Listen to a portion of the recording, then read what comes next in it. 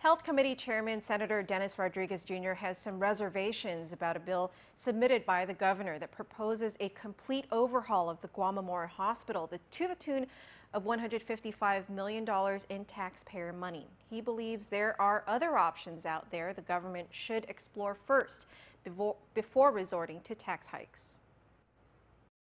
So we don't have to, 3 years from now, come back to a legislature or come back to a governor because we are underwater, drowning. The governor's GMH transformation bill was just transmitted yesterday, and already it is raising some eyebrows. Senator Dennis Rodriguez Jr., the committee chairperson on health, is one of those questioning the potential impacts of the bill. We should wait and see all the other options that we have, the public-private partnership potential efforts that the hospital could still be doing now. What about raising taxes?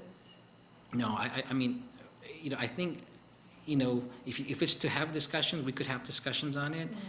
But I think we owe it to our people to exhaust all other means and all other options first before resorting to raising any taxes. The bill, among other things, proposes to raise taxes. By how much and in what method is offered through a number of options that the legislature will have to decide if they choose to move forward with the bill. Nevertheless, with the kind of money the governor's office is proposing to raise, most of the funding for the $155 million they say they need will have to come out of taxpayers' pockets. Again, Rodriguez emphasizes that there are other options out there for GovGuam. Some of these options, he points out, were outlined in his 10-point plan as part of the GMH task force. We have over 200 million on the table now for Guam's use.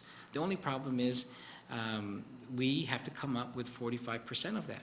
And so that's where we've got to be creative. The Medicaid program, for example, is basing your eligibility based on the federal poverty level, 108% of that.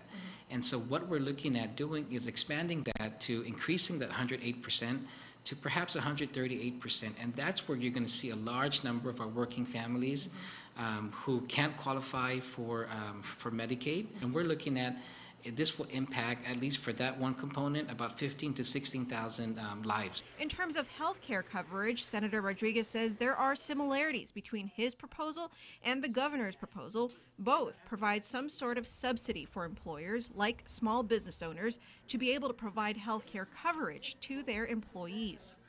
One of the biggest components of our GMH task force report was to establish some form of a universal health care for our community. And so I'm happy that the governor has looked at that. The plan that we're looking at does not require raising taxes to do that or borrowing money to do that. Senator Rodriguez says he's unsure as to whose committee the bill will be sent to, given the many components to the bill.